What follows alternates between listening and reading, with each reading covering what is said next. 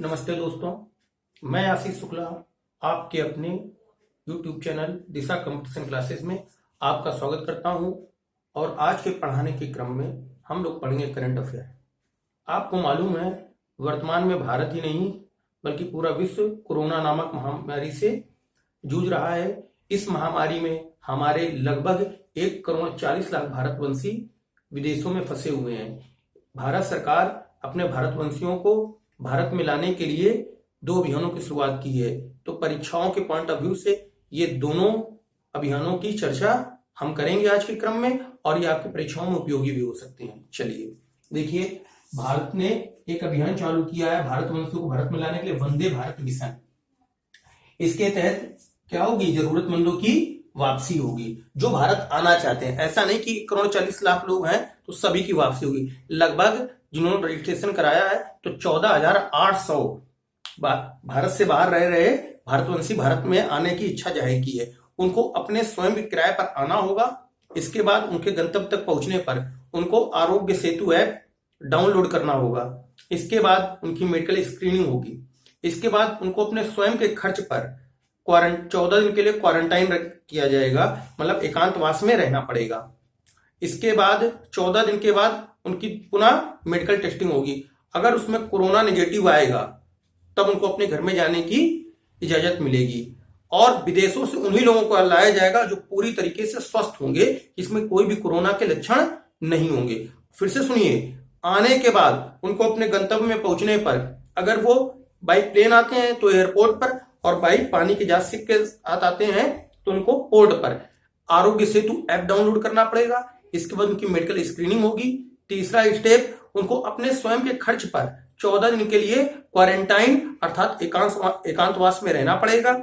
इसके बाद 14 दिन के बाद उनकी पुनः मेडिकल जांच होगी। उस मेडिकल जांच में निगेटिव आने पर उन्हें अपने घर में जाने की इजाजत होगी, और उसके बाद भी उन्हें अपने घर में 14 दिन क्वारंटाइन रहना पड़ेगा। इन्हीं शर्तों के साथ 14,800 लोगों को भारत आने की अनुमति दी गई है गृह मंत्रालय और विदेश मंत्रालय के सहयोग से। और इसके बाद उन्हें इसके लिए आने का किराया स्वयं वहन करना पड़ेगा। क्वारंटाइन का खर्च प्रदेश सरकारों को देना पड़ेगा, वो स्वयं वहन करना पड़ेगा। ये करना पड़ेगा। बस भारत सरकार क्या कर रही है? वंदे भारत मिशन और समुद्र सेतु अभियान के द्वारा उनको लाने का क्रम कर रही है। इसीलिए कहा जाता है भारत एक लोक कल्याणकारी राज्य है। ठीक है ना? चलिए देखिए, वंदे भारत मिशन तहत जरूर वापसी होगी किन देशों की? खाड़ी देश, गल्फ कंट्री, जैसे कुवैत हुआ, अमन हुआ, सऊदी अरब हुआ, कुवैत, ओमान, सऊदी अरब, बहरीन, इस तरीके से गल्फ कंट्री। आपको मालूम है बहुत से भारतवंशी गल्फ कंट्री में निवास करते हैं। America, Britain, Singapore, Maldives, Bangladesh, तो इन देशों से जो लोगों को स्वदेश लाया जाएगा, तो जो लाए जा रहे हैं कितने? 14,800 लोगों को लाने का क्रम आज से शुरू होगा और कई चरणों में एक लॉन्ग टर्म फेज चलेगा। इसके लिए कुल 64 जहाजों का 64 एयरप्लेन हवाई जहाजों की सहायता ली जाएगी। जबकि समुद्र सेतु अभियान के तहत 3 पानी के जहाज शिप की सहायता से 3 पानी के जहाज की सहायता से लोगों को भारत लाया जाएगा। और भारत का INS मगरमच्छ मालदीव पहुंच भी चुका है इस अभियान के लिए। तो समुद्र सेतु, नौसेना ने अपने अभियान का नाम क्या रखा है? समुद्र सेतु। विदेश मंत्रालय का अनुमान है कि पूरी दुनिया में 1.4 करोड़ मतलब 1,40,00,000 लोग कहां पर निवास करते हैं? विदेशों में निवास करते हैं। तो यहां से प्रश्न पूछा जाएगा, समुद्र वंदे भारत मिशन का संबंध किससे है?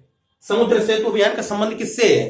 तीसरा क्वेश्चन, विदेश मंत्रालय के आंकड़ों के अनुसार विदेशों में कितने भारतीय निवास करते हैं? ऑप्शन कहेगा 1.5 करोड़, 1 करोड़, 2 करोड़, 1.4 करोड़। तो आंसर क्या हो जाएगा? 1.4 करोड़। समुद्र सेतु अभियान का संबंध किससे है? तो समुद्र सेतु अभियान का संबंध कोरोना नामक महामारी में फंसे भारतीय नागरिकों की स्वदेश वापसी से। वंदे भारत मिशन का संबंध किससे है? हवाई जहाज के द्वारा स्वदेश वापसी के लिए जो विदेशों में फंसे भारतीय नागरिकों की स्वदेश वापसी से। इस तरीके से आपको अपने माइंड में एक कॉन्सेप्चुअल क्लियरिटी बनाकर रखनी है। और जैसे प्रश्न आएगा आप 4 ऑप्शन देखकर अगर इस तरीके से कॉन्सेप्चुअल स्टडी करें तो आपको हमेशा आप राइट अप्रोच पर एप्रोप्रिएट आंसर पर आप आंसर क्या करेंगे? क्लिक करेंगे और आपका आंसर सही होगा। चलिए आगे के फेज में देखिए, अभी एक टिकटॉक शेयरिंग ऐप है, किसने एक अभियान शुरू किया है, मत कर फॉरवर्ड अभियान। किसने शुरू किया है? टिकटॉक मैसेंजर ऐप है, ठीक है ना, ध्यान रखिएगा।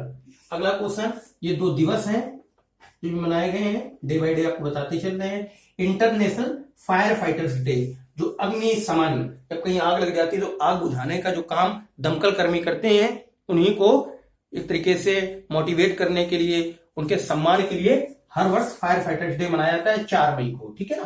तो आपको मालूम इस समय कितने कोरोना वॉरियर्स भी काम कर रहे हैं, जो आपदा के समय काम करते, आपदा मोचन बल के रूप में काम करते, उनको सम्मान देने के लिए हर वर्ष मनाया जाता है 4 मई को, इंटरनेशनल लेवल का, या विश्व फायर फाइटर्स डे, ठीक ना, आग से लड़ने के लिए। विश्व अस्थमा दिवस, अस्थमा एक बीमारी है, रिस्पायरेटरी सिस्टम से संबंधित, श्वसन तंत्र से संबंधित बीमारी है।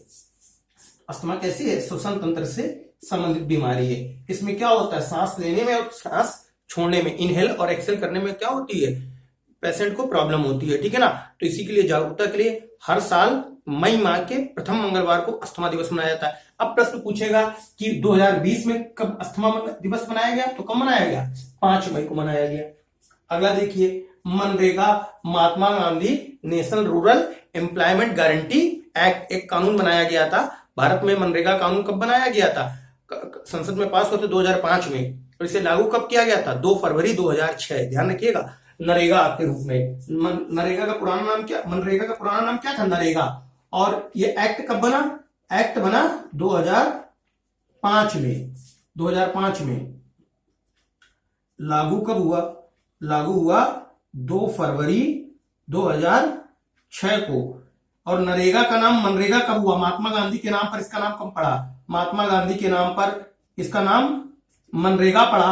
और मनरेगा कब पड़ा? मनरेगा पड़ा 2 अक्टूबर 2009 को। 2 अक्टूबर 2009 को। प्राथमिक चरण में 2006 में इसे 200 जिलों में लागू किया गया था। बाद में 2008 में इसे पूरे भारत, ऑल ओवर इंडिया में लागू कर दिया गया, ठीक है ना। तो ऑल ओवर इंडिया में कब लागू किया गया? 2008 में। भारत में इसकी शुरुआत कब की? भारत में इंप्लीमेंट कब हुआ, लागू कब हुआ? तो 2006 में। एक्ट संसद में कब बना? 2005 में। इन बातों को आपको बिल्कुल ध्यान में रखना, अपने माइंड में बिल्कुल सेट कर रखना है, ठीक है ना। तो कहीं ना कहीं मनरेगा का पूर्व नाम नरेगा, एक्ट कब बना? 2005, लागू कब हुआ? 2 फरवरी 2006। 2006 ध्यान रख सकते हैं। इसका नाम NREGA, national rural employment guarantee act का नाम महात्मा गांधी के नाम पर कब मनरेगा कब हुआ? 2 अक्टूबर 2009 को महात्मा गांधी की जयंती के दिन हुआ, ठीक है ना। तो मनरेगा योजना के तहत वर्तमान में हर एक राज्य सरकार कम से कम 100 दिन का गारंटी रोजगार देती है। वर्तमान में उत्तर प्रदेश में जो श्रमिकों को जो श्रमिक दिया जाता है, श्रमिक मूल्य दिया जाता है, श्रम मूल्य वो 182 रुपए दिया जाता है। लेकिन कोविड-19 महामारी में 20 रुपए का अतिरिक्त बोनस दिया जा रहा है। तो वर्तमान में मनरेगा मजदूरों को उत्तर प्रदेश में 202 रुपए दिए जा रहे हैं। तो एक प्रश्न और बनेगा, अभी एक सर्वे रिपोर्ट आई है ग्रामीण मंत्रालय की, ठीक ना, ग्रामीण विकास मंत्रालय की। तो ग्रामीण विकास मंत्रालय के द्वारा इस योजना को लागू किया जाता है। क्वेश्चन पूछेगा मनरेगा योजना को किस विभाग के द्वारा लागू किया जाता है? ऑप्शन होता है कृषि विभाग। बहुत से बच्चे मिस्टेक कर देते हैं, कृषि विभाग आंसर मार देते हैं, गलत हो जाता है। तो इसका जो लागू किया जाता है ग्रामीण विकास मंत्रालय के द्वारा लागू किया जाता है। तो ग्रामीण विकास मंत्रालय की योजना के तहत एक सर्वे रिपोर्ट आई है। उस सर्वे रिपोर्ट में आया है कि सबसे ज्यादा मनरेगा आधारित रोजगार किसने दिया है, किस राज्य ने दिया है? तो सबसे ज्यादा मनरेगा आधारित जो रोजगार प्रदान किया है वो छत्तीसगढ़ राज्य ने प्रदान किया, जो लगभग 27% के आसपास, कुल रोजगार को में 27% के आसपास रोजगार प्रदान किया है। तो आपको ध्यान रखना है कितना, बिल्कुल सटीक और फोकस बातें हम यहाँ पर नोट्स में लिखते हैं। बस इतनी बातें अगर आपको ध्यान है तो परीक्षा के लिए इतना ही पर्याप्त है। जो आपके पास है वही आपके लिए पर्याप्त है, ठीक है ना। तो ध्यान रखिए, मनरेगा के तहत रोजगार देने के शीर्ष राज्य कौन सा है? छत्तीसगढ़। एक आप देखते हो